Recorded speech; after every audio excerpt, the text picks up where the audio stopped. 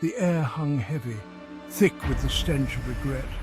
It was as if the very walls of the room were closing in, suffocating him with memories he wished he could forget. The dim light barely pierced through the fog, casting long, eerie shadows that seemed to whisper secrets of the past. Shadows danced menacingly in the flickering gaslight, their forms twisting and turning in the dimly lit corridor.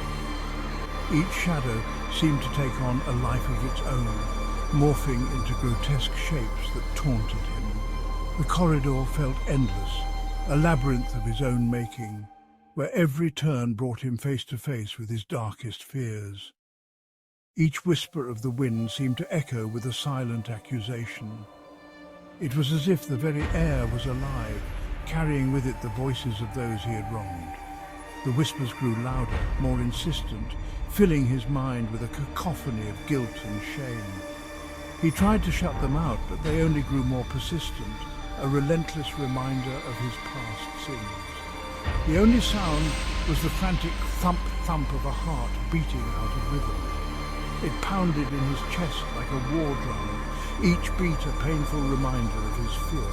He could feel it reverberating through his entire body, a physical manifestation of the terror that gripped him. His breath came in short, ragged gasps, each one a struggle against the panic that threatened to overwhelm him. Ethan crept forward, each step a monumental effort against the weight of his past. The hallway seemed to stretch on forever, a never-ending path of torment. Every creak of the floorboards beneath his feet sounded like a thunderclap in the oppressive silence. He moved cautiously, each step a battle against the invisible chains that sought to drag him back into the darkness. His eyes darted nervously from side to side, searching for an escape that didn't exist. The shadows seemed to close in around him, their dark tendrils reaching out to ensnare him. He could feel their cold touch on his skin, a chilling reminder of the inescapable prison he had built for himself. Desperation clawed at his mind, but there was no way out. He was trapped, not by brick and mortar, but by the iron bars of his guilt. The weight of his past mistakes pressed down on him, a crushing burden that he could never escape. The walls of his mind were his true prison, each regret a bar that held him captive. He could see no way out, no redemption for the sins that haunted him. A cold sweat clung to his skin, a testament to the fear that gnawed at him from within. It was a fear that went beyond the physical, a deep-seated terror that consumed his very soul. The sweat dripped down his face, mingling with the tears of despair that he could no longer hold back. He was a prisoner of his own making, and there was no escape. Ethan's hands trembled as he gripped the worn leather of his satchel. It wasn't the darkness that frightened him. Not really. It was the silence. A silence pregnant with unspoken words, with the ghosts of conversations he could never forget. He could feel their eyes on him even in the darkness, judging him, condemning him. Their whispers, barely audible at first, grew louder with every step he took. Whispers that morphed into accusations, echoing the bitter truths he'd tried so desperately to bury. At the end of the corridor sat a solitary chair, bathed in an ethereal glow emanating from an unseen source. It beckoned Ethan, its velvet upholstery promising a rest he knew he didn't deserve. But could he resist its siren call? As he drew closer, a voice, raspy and laced with an ancient sorrow, sliced through the silence. Sit. Confront the reflection of your soul. Ethan's breath hitched in his chest. He had a choice to make. Run or face the music that had haunted him for far too long. Ethan sank into the chair, his body heavy with dread. As soon as he did, the corridor vanished, replaced by a swirling vortex of faces. Faces contorted in anger, etched with pain, their eyes burning with a righteous fury. Why, Ethan, why did you do this? You failed us, Ethan. You failed everyone. They were the faces of his past, the people he'd hurt, the lives he'd shattered with his choices. I'm sorry. Then, as abruptly as it began, the chaos ceased. A single glowing screen materialized before him, pulsing with an otherworldly light. Etched upon its surface was a single question. Are you worthy? Are you worthy? Ethan stared at the question, his heart pounding in his chest. Was he worthy, after all the pain he'd caused, all the lives he'd destroyed? Doubt gnawed at him, but a flicker of something else ignited within him, a desperate hope for redemption. I want to be. The air crackled with energy. A figure began to solidify beside him, a twisted reflection of Ethan himself.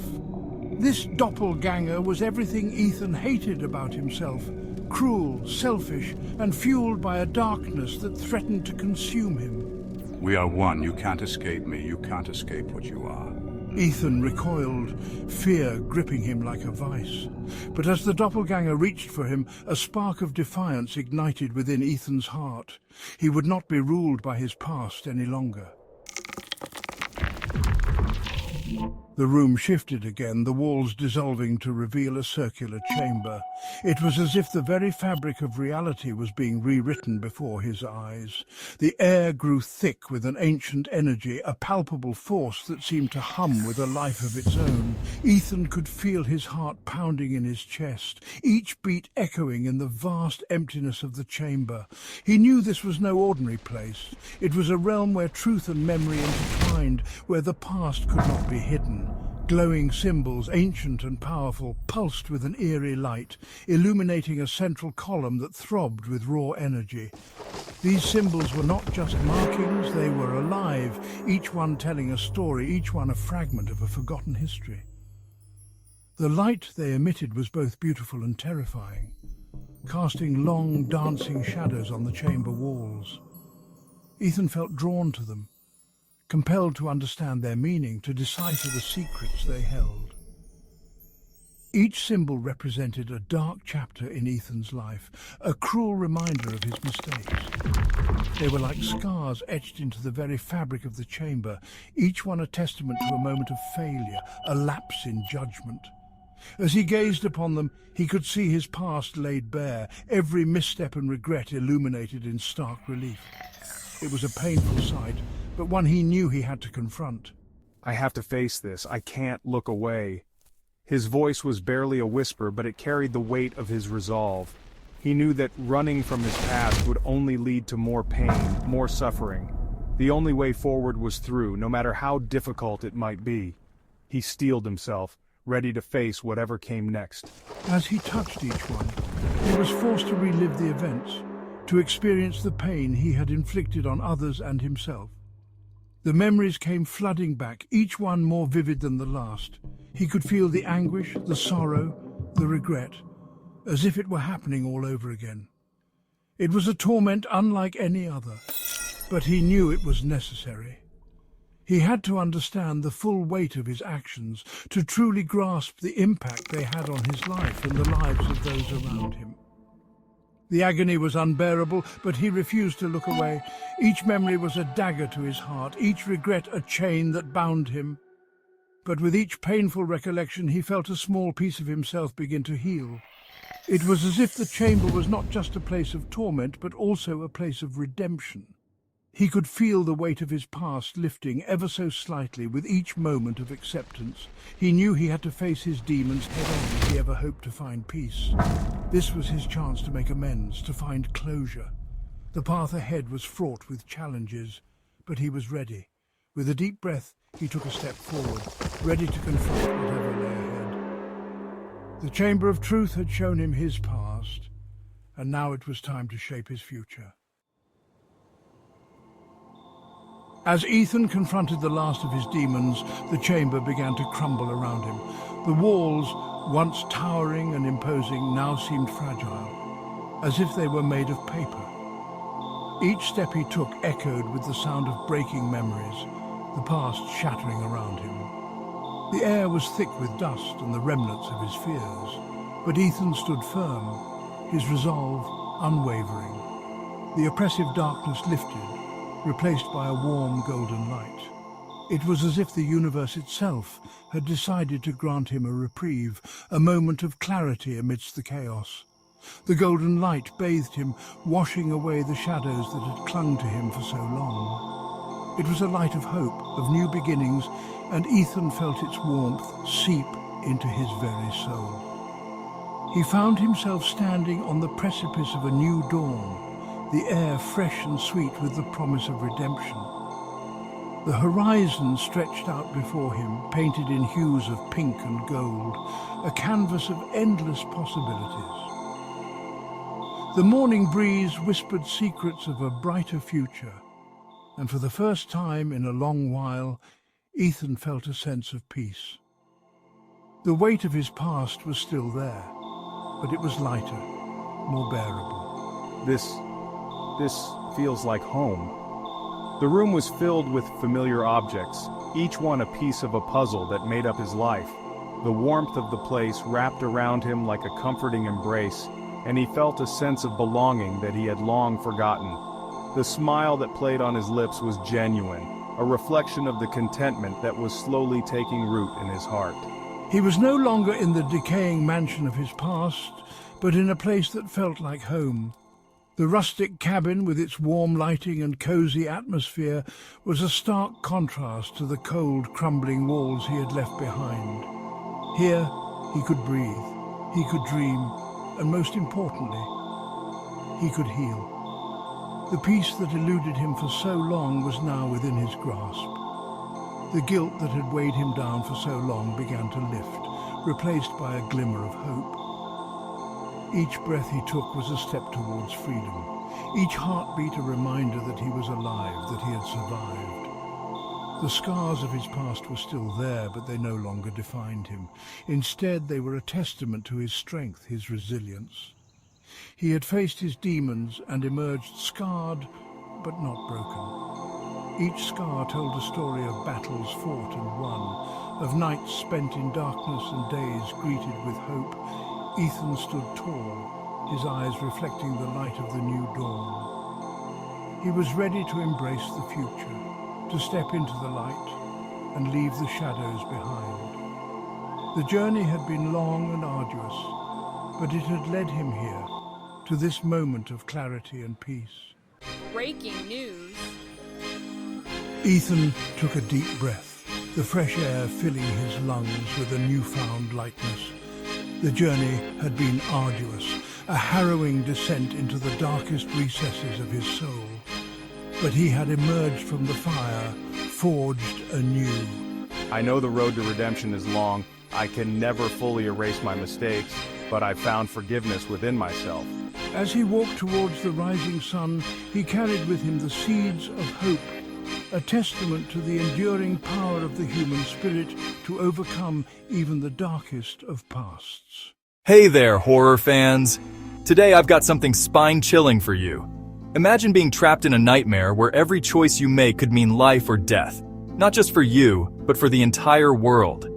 That's exactly what happens in The Choice Within 2. We start with Adam, a young man burdened by past traumas and guilt. Picture this: a dimly lit bedroom, Adam on the edge of his bed, staring at a crumpled letter from his estranged wife. The room is soaked in blue moonlight, and the ticking of a clock fills the silence. Suddenly, a faint hum breaks the stillness, as if the house itself is alive. Adam mutters, "Why does it feel like everything is slipping away?" Next, Adam finds himself in a surreal circular room with glowing walls. 3 floating symbols, red, green, and white, pulse with an ethereal glow. The room feels infinite. A disembodied voice echoes, "Welcome to the center of choice. Your decision will shape your fate and this world's destiny." In his thoughts, Adam grapples with the meanings. The red means destruction, the green, my freedom gone. The white, resistance, but at what cost? Adam touches the white symbol, and chaos ensues. The room collapses and he falls into a void of swirling shadows and fragmented memories. Faces from his past scream silently as they dissolve into ash. Adam screams, "What is this? Where am I going?" He awakens in a pitch-black expanse, only illuminated by floating red eyes watching him. The ground is an eerie liquid mirror reflecting his fractured image. A taunting voice asks, "You chose resistance, brave but foolish. Are you ready to pay the price?" Adam demands, "Who are you? Show yourself." Then, a massive shadowy figure materializes, part light and part darkness, its face a swirl of smoke with burning red eyes. It speaks, "I am the first mind, creator of this system. You cannot defeat me. Your fear is my strength." Adam relives distorted versions of his memories. His wife turns into a grotesque creature, and his mother's disembodied voice accuses him of failure. Realizing, Adam states, "This isn't real. It's a trick to break me." In a moment of defiance, Adam confronts the entity, surrounded by collapsing illusions.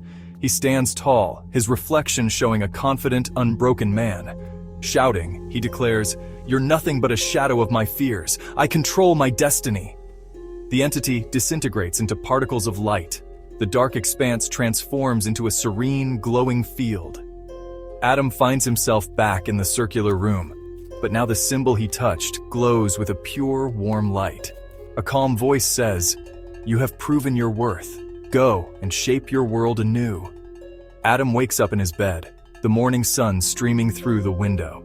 He notices a small, glowing white mark on his wrist, the symbol he chose. The world outside seems brighter, but hints of unease linger. Whispering to himself, Adam wonders, was it real? Or just the beginning? As he steps out of his house, he sees a faint glowing symbol in the sky, identical to the mark on his wrist. The screen fades to black with the text, "Every choice has a cost. Are you ready to make yours?" If you're intrigued by this surreal nightmare, don't forget to like, subscribe, and hit that bell for more spine-tingling tales. Until next time, sweet dreams. Or should I say nightmarish ones.